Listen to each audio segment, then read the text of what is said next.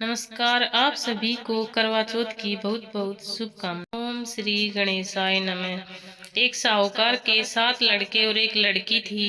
एक बार कार्तिक मास की कृष्ण पक्ष की चतुर्थी तिथि को सेठानी सहित उसकी सातों बहुओं और उसकी बेटी ने भी करवा चौथ का व्रत रखा। रात्रि के समय जब साहूकार के सभी लड़के भोजन करने बैठे तो उन्होंने अपनी बहन से भी भोजन कर लेने को कहा। इस पर बहन ने कहा, भाई अभी चांद नहीं निकला, चांद के निकलने पर उसे अर्घ देकर ही मैं आज भोजन करूंगी। साहूकार के बेटे अपनी बहन से बहुत प्रेम करते थे। उन्हें अपनी बहन का भूख से व्याकुल चेहरा देख बेहद दुख हुआ। साहूकार के बेटे नगर के बाहर चले गए और वहां एक पेड़ पर चढ़कर अग्नि जला दी। घर वापस आकर उन्होंने अपनी बहन से कहा, देखो बहन, चांद निकल आया, अब तुम्हें अर्घ देकर भोजन ग्रहण करो। साहूकार की बेटी ने अपनी भाभीियों से कहा, देखो चांद निकल आया, तुम लोग भी अर्घ देकर भोजन कर लो। ननद की बात सुनकर सभी भाभीियों ने कहा, बहन अभी आपका चांद निकला है, हमारा नहीं। तुम्हारे भाई धोखे से अग्नि जलाकर उसके प्रकाश को चांद के रूप में तुम्हें दिखा रहे हैं।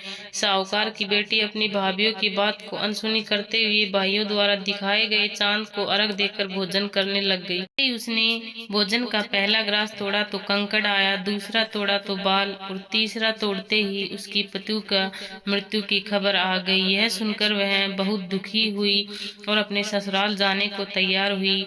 ऐसे में उसकी माँ ने उसे सोने की असरफियां दी और कहा, इनको पल्ले से बांध लो, जो भी बूढ़ी माई आपको रास्ते में मिले उनको देते जाना और आशीर्वाद लेते जाना। उसने ऐसा ही किया। जो भी बूढ़ी औरत उसे रास्ते में मिलती उसने एक असरफी दी और आशीर्वाद लिया। एक बूढ़ी को असरफी देते उसने कहा, सदा सुहागन रोए। बूढ़ी के पैर पकड़कर बैठ गई और कहा, माँ मेरा सुहाग तो उजड़ चुका है, आपने मुझे ये आशीर्वाद क्यों दिया, और अब दिया है तो आप इसे पूरा करेगी, मेरे पति को जीवित ही करेगी। तब वह बूढ़ी माई उसके साथ चली गई जो चौथ माता थी और उसके अपनी उंगली को काटकर उसके पति को ऐसे छिट्टा मारा। उसका पति जीवित हो उठा और उसने कहा, हे राम, मैं तो बहुत देर से सोया हुआ था। वह लड़की बहुत खुश हुई और उसने उसके बाद से करवा चौथ का व्रत पूर्ण रूप से करना शुरू कर दिया, विधि विधान से, और उसका सुहाग जन्म तक अमर रहा। प्रकार हे चौथ माता, उस साहूकार की लड़की को आपने सदा सौभाग्यवती सुहागन रहने का आशीर्वाद दिया।